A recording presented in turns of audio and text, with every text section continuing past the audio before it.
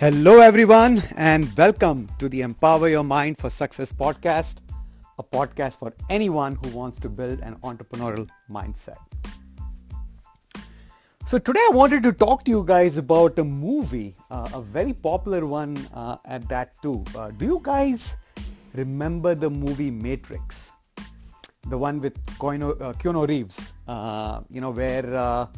where he gets introduced to a world where an oracle has made a prophecy that he is going to become the savior of the world, and that humanity is living in a simulation kind of an environment, and where in the simulation environment, he or she can learn anything pretty quickly. They download the software into their minds, and they can drive a car, they can operate open a door, they can operate what was I thinking about, operate machine guns and other kind of equipment. I mean, they can learn martial arts pretty quickly and fight with someone.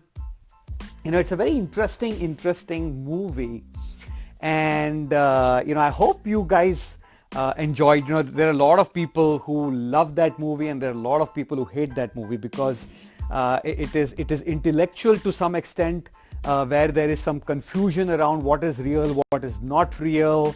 How they can transport onto Earth, and how they are floating around in these aircrafts or spaceships where they actually live, but then they are transported onto Earth in an avatar that they not inherit, I should say, in an avatar that they are given.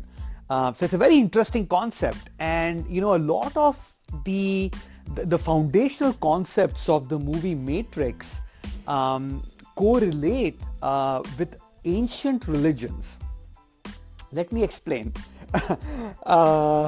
If you think about Egyptian culture, if you think about the Mayan culture, the Buddhist culture that the Chinese believe in, or the Hindu or the Jain culture that the Indians believe in, they all have a belief in reincarnation, and they also strongly believe that when someone dies, the soul departs into the heavens, and that soul gets reincarnated into another body and is reborn.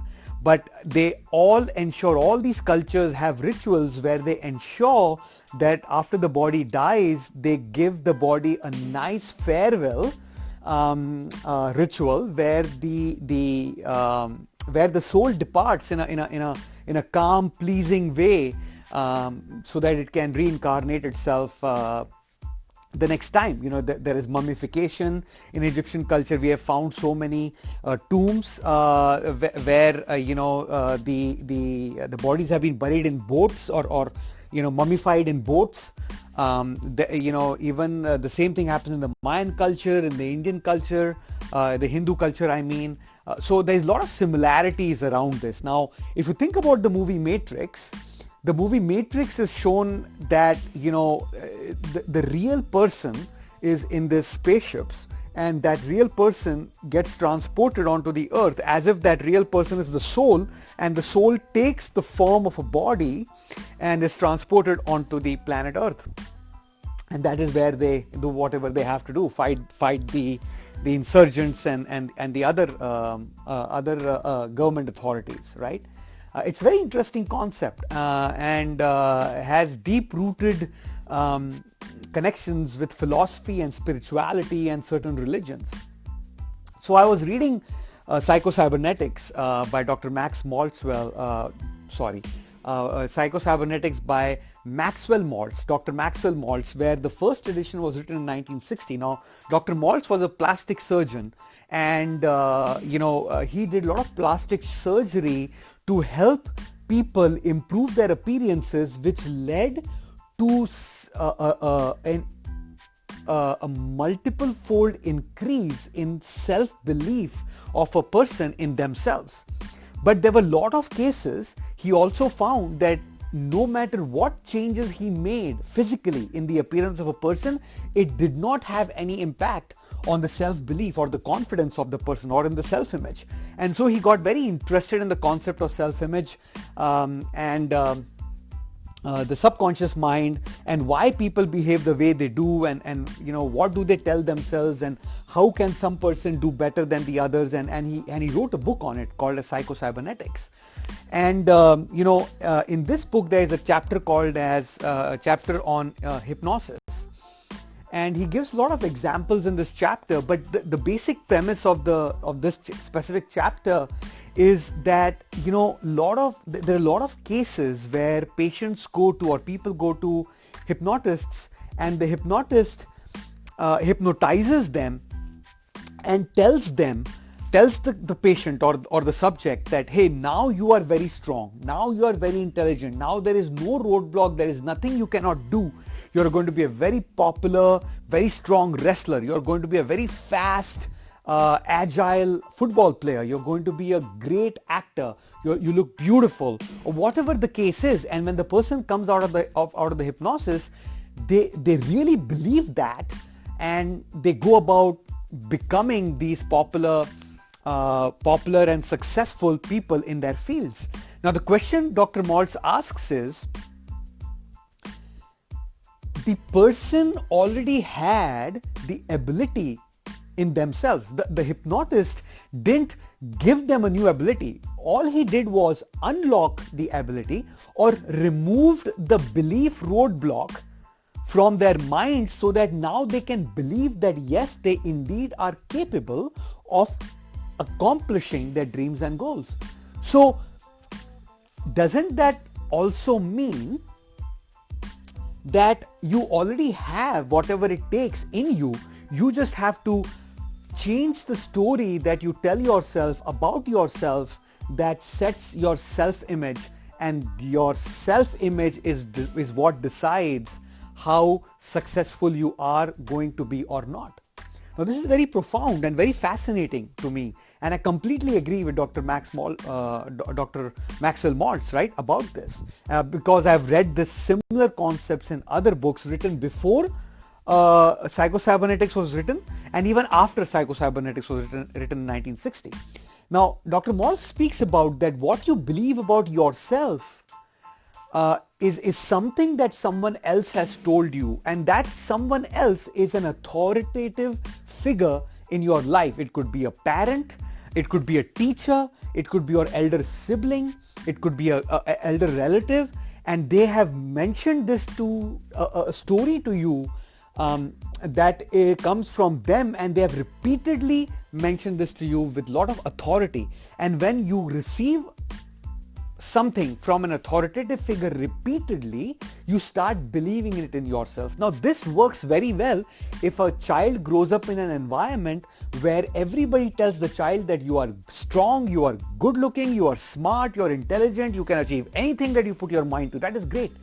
But 90% of households in the world are not these great environments. That is why a lot of us grow up with limiting self-beliefs, limiting self-images that stop us from achieving what we want to, right? We grow up in an environment where we have told no more than yes.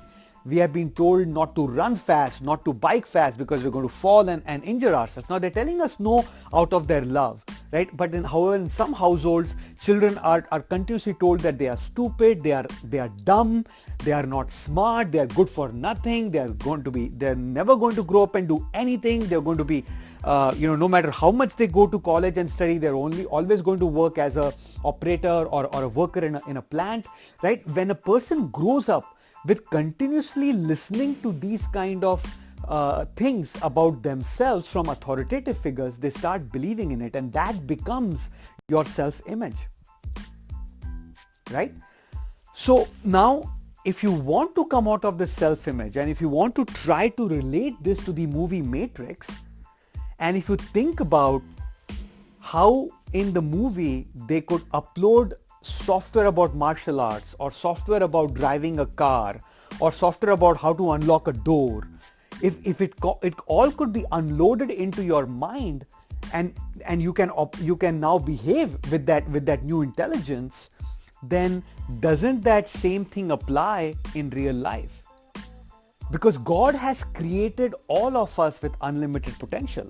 We are made in the image of God, so we are not junk. We are all born with great potential, and we are all unique. I mean, that's the beauty of it, right? We're all unique. There is no reason for us to compare ourselves against anybody, because there is nobody else like you in the world. There is nobody else like you who has these unique gifts and skills that some of us are born with, right? All of us are born with. We just have to find that gift that we have been given. That is sometimes also called the purpose of your life. Right? So something to think about, guys, something to ponder on. Why do you believe what you believe about yourself? So I want you guys to do an exercise, okay? Over the next few hours, maybe next few days, I want you guys to sit down in a corner of your room, ideally where nobody can disturb you, have a piece of paper and pen with you, and try to relax, right? Try to go back into your past. Think about some of the major milestones that you have hit, graduating from elementary school, from middle school, from high school, entering college, getting a first job, having a first failure, having a first, heartbreak, or finding your first love. Whatever those milestones were, I want you to go back and start documenting those on a piece of paper and think about why you were able to achieve what you achieved, or why you failed in situations where you failed. Now remember, failure is a learning moment. Failure is not definitive, okay? As long as you didn't quit, you did not fail. So it's a learning moment. So reflect about on all those learning moments and try to think why you made the decision the way you did. And now think about what your parents might have told you while you were growing up. Did your parent, mom or dad, push you to become a doctor or an engineer? Did they not push you hard enough to not go to college? Did they push you hard enough to go and find a job on yourself and make a living yourself after the age of 18? Did you learn to play an instrument because your parents pushed you to, or was that something that you wanted to do? Right? Now this is going to take time. This won't just suddenly download into your memory, or I should not say download, suddenly emerge from your memory bank, and you will find out and realize a lot of things about yourself. But this will be a process where wherever you think of something about yourself, wherever you feel, why did I make this decision? Why did I get angry on something? Or why did this moment or this reaction from someone else make me explode in my mind, or made me yell, or made me happy, or made me cry? You got to start documenting that about yourself, right? Now I'm not trying to push you guys into a situation where you need to go to a therapist or a psychoanalyst, right? That's not what I'm talking about. This is for you to understand yourself, of why you are doing certain things or why you are not doing certain things. What are the things that you are telling yourself that you cannot do? Think about it. Did you have a discussion with your buddies recently where someone said, look, I'm going to do this, and you said, no man, that's great for you. I can't do that, man. I just can't do that. Think about it. Why did you say no? Did someone come and approach you with an opportunity and try to show you something better or different? But you did not see that. You were more defensive and you did not want to open up or give that person a piece of your time. Why? Think about it, right? Try to analyze yourself as a third person, and this might help you understand certain things about you, right? You may not be able to correct it pretty quickly, but nothing can be corrected till you first find the main issue, right? Or a issue for that matter. So something to think about, try to recollect the movie Matrix and try to analyze if that was indeed a reality, if we are indeed living in a simulated world, if there is indeed an ability for us to do anything and we are limiting ourselves, then what else could be possible for me, right? Did the hypnotist hypnotize the person to unlock their beliefs, or did the hypnotist dehypnotize the person? Because the quality was already in the person. Maybe the person had hypnotized himself by telling himself or herself the stories that they cannot do some things and they can do some things, they are good in these things and they are not good in that things. Maybe he was hypnotized and the hypnotist dehypnotized them. Again, this is very profound, and Dr. Maxwell Maltz talks about it in this chapter, in this book, and I've found it really fascinating, and that's why I wanted to share this with you. I hope this gives you something to think about. I know this was kind of a deep issue today, a deep topic today. Maybe you want to re-listen to this podcast again. Maybe you want to read the book Psycho-Cybernetics. I highly recommend that book. It's an amazing book to help you understand yourself better. But if you found value in this, if this resonated with you, right, please share it with someone who you believe might benefit from listening to this podcast. If this provided value to you, you share this with someone else and provide them value.